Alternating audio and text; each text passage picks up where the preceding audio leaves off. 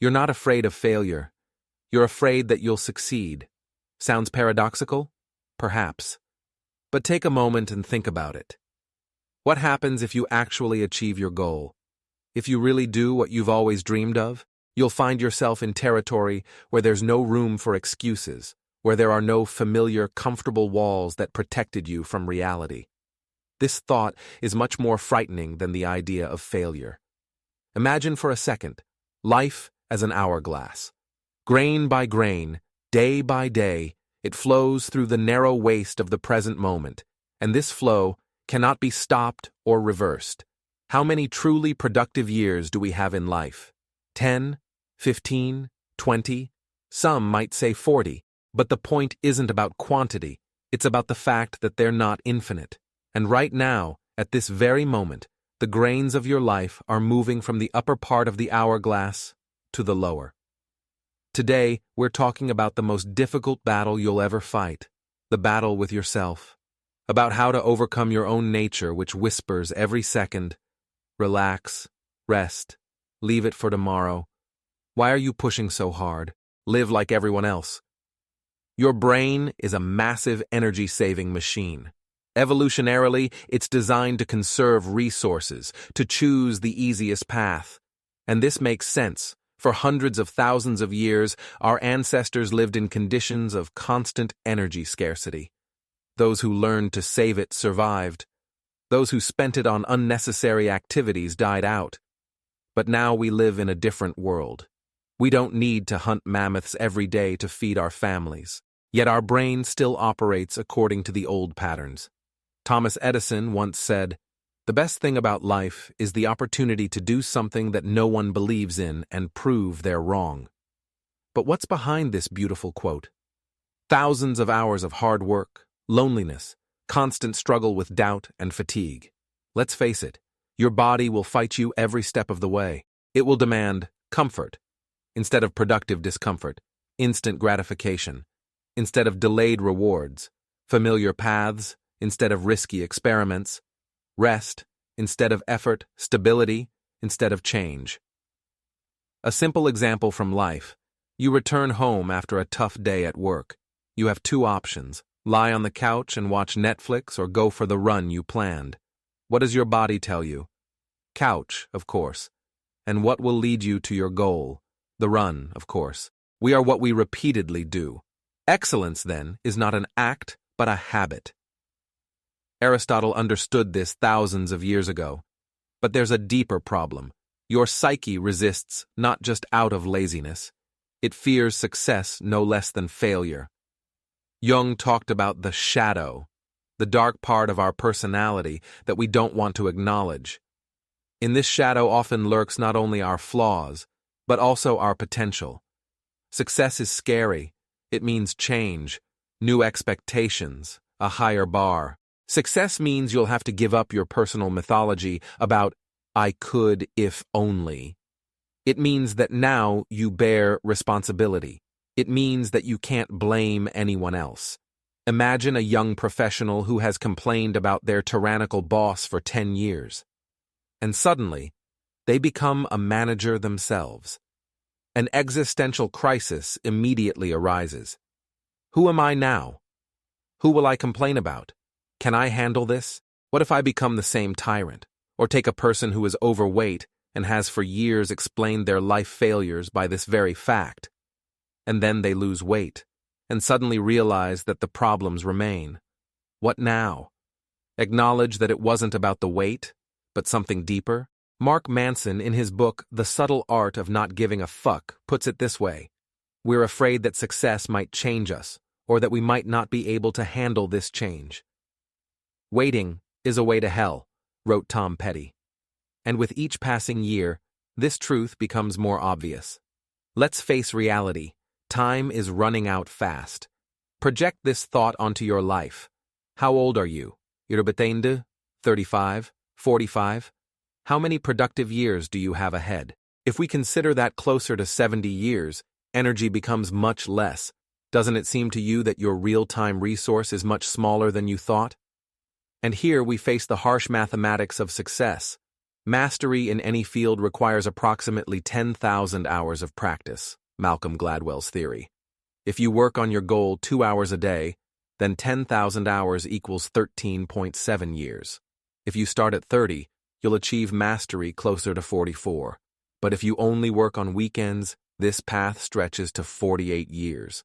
There's an amazing study by Daniel Gilbert, a psychologist from Harvard.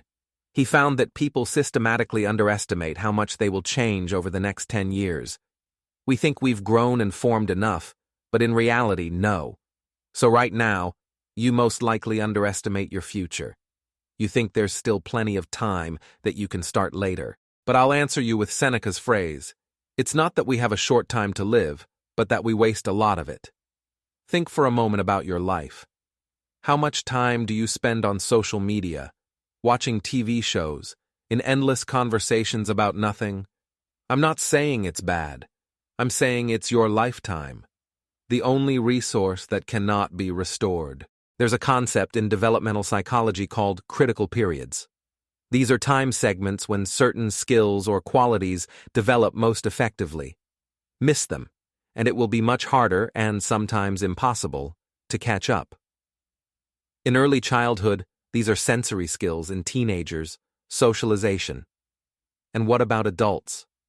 Studies show that the most productive years for most people are from 25 to 45.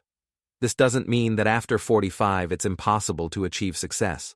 Steve Jobs introduced the iPhone at 52, but such examples usually require something to be laid down in advance. There's an interesting concept, the compound interest effect in life. The same principle that works in finance. If you invest $1,000 at 10% annual interest and don't touch the money, in 10 years, you'll have $2,594. But if you start 5 years later, you'll only have $1,611, almost half as much. The same applies to knowledge, skills, connections. The earlier you start, the greater effect you'll get in the long run. There's a proverb attributed to China. The best time to plant a tree was 20 years ago. The second best time is today. And now we come to the key question: how to overcome yourself. How to start moving forward when your entire being resists.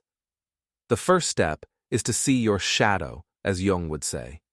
Recognize your patterns of self-sabotage.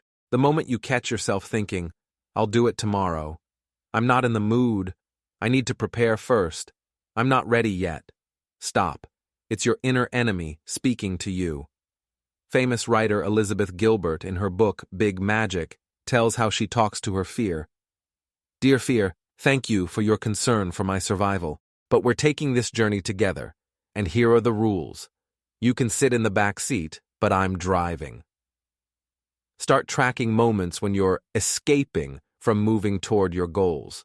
Write them down, and then ask yourself, what exactly scares you? Failure or success? Discomfort or responsibility? Sometimes we program ourselves for failure.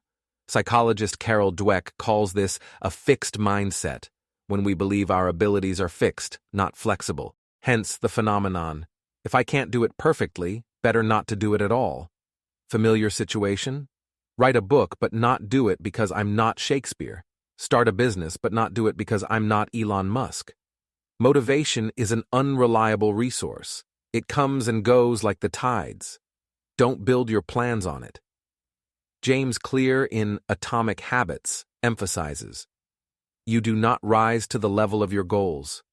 You fall to the level of your systems. What does this mean in practice? Instead of, I'll lose 20 pounds, I'll go to the gym every Monday, Wednesday, and Friday at 6 p.m. Instead of, I'll learn Spanish, I'll work with a tutor every Tuesday and Thursday at 7 p.m. and listen to a Spanish podcast for 15 minutes every morning. Instead of, I'll write a book, I'll write 500 words every day from 7 a.m. to 8 a.m.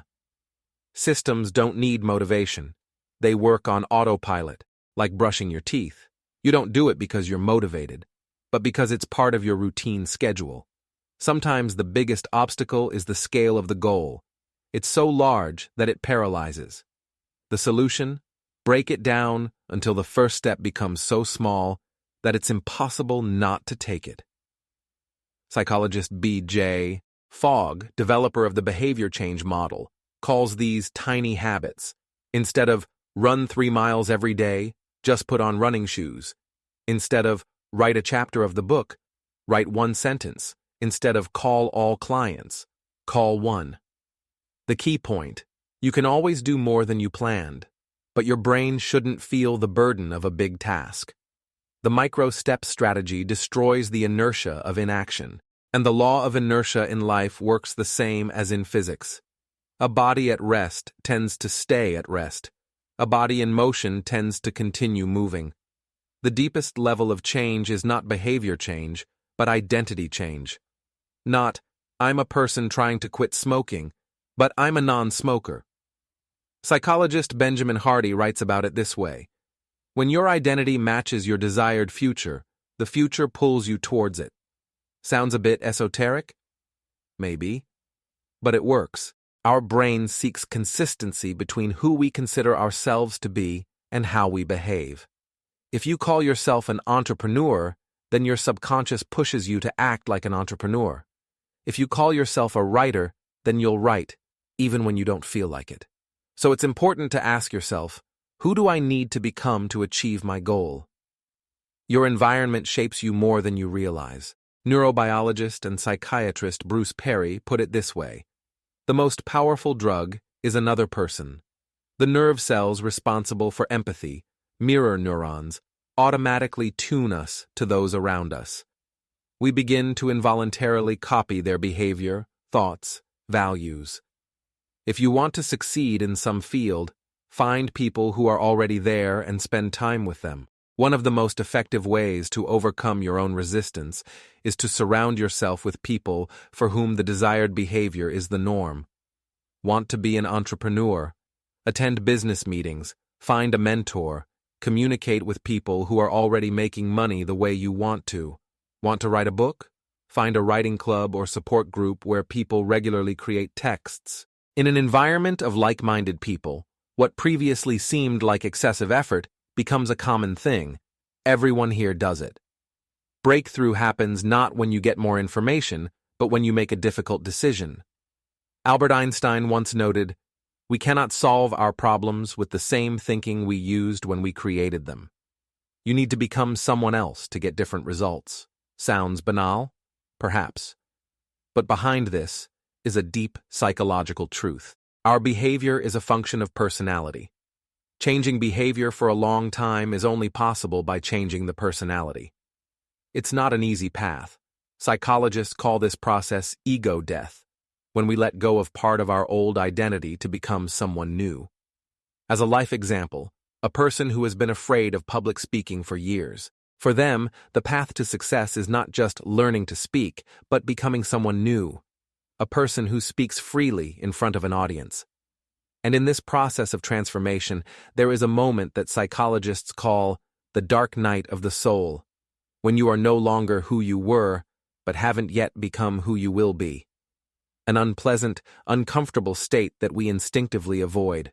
Business coach Tony Robbins talks about this as the decision point, the moment when the pain of the present becomes greater than the fear of the future. Theory is good, but how to apply all this in practice? Here are some specific techniques that will help fight your own resistance. When the thought appears to do something important, but you feel resistance, count from 5 to 1 and act. 5, 4, 3, 2, 1, act. This simple technique allows you to bypass the limbic system of the brain, responsible for fear and procrastination, and engage the prefrontal cortex, which is responsible for decision-making. Work intensively for 25 minutes, then rest for 5 minutes, and so 4 times. After this, a longer rest, 15 to 30 minutes. This method is based on the idea that our brain works best in a mode of alternating concentration and rest. If a task can be done in less than 2 minutes, do it immediately. Don't put it off. This principle removes small tasks that clutter your mind and create a feeling of overload. Most people visualize only the end result. I'm on stage receiving an award. I'm in a new house. I'm running my own company. But research by sports psychologists shows that it's more effective to visualize the process itself. How you get up early, how you write code, how you make cold calls, how you work out at the gym. Psychologist Gabriele Oettingen calls this mental contrasting, when you first imagine the desired future, and then the current reality and the steps you need to take. Instead of thinking how to achieve success, think how to guarantee failure. This method, which Charlie Munger, Warren Buffett's partner, liked to use, allows you to see hidden obstacles, and then simply don't do what leads to failure. For example, how to guarantee the failure of a business launch. Not studying the market. Borrowing more money than you can return, hiring friends instead of professionals, ignoring customer feedback. Now you know what not to do. Let's return to the beginning of our conversation. Life really isn't that long. If reduced to productive years, it's even shorter. British philosopher Alan Watts compared life to music. The point of music is not to get to the end of the symphony. If that were the case, the best musicians would be those who played fastest. The point is in each note along the way. But for your life's music to sound harmonious, you need to take the conductor's baton into your hands. Don't let inertia, fear, or laziness dictate the rhythm. Remember Steve Jobs' words, "Your time is limited, so don't waste it living someone else's life." Yes, the fight with yourself is not easy. Your brain, body, psyche, everything opposes change. This is natural. But it's also natural that humans are capable of surpassing their nature. You're not just a set of instincts and reflexes. You're a being capable of reflection, self-analysis, choosing against instincts. In this, perhaps, is the meaning of human existence: to develop, to overcome boundaries, to become better than yesterday. Not for medals and applause, but because this is the fullness of life. Let me end our video with a simple but powerful thought. If you want change, start changing. If you want success, start acting successfully. If you want to win, start with the victory over yourself. And remember, the best time to start was 10 years ago. The second best time is now. Write in the comments what you've never allowed yourself to do, and what has been holding you back. Perhaps today is the time to allow yourself this step. Thank you for your attention. Don't forget to subscribe to the channel and hit like if this video made you think. See you in the next episode.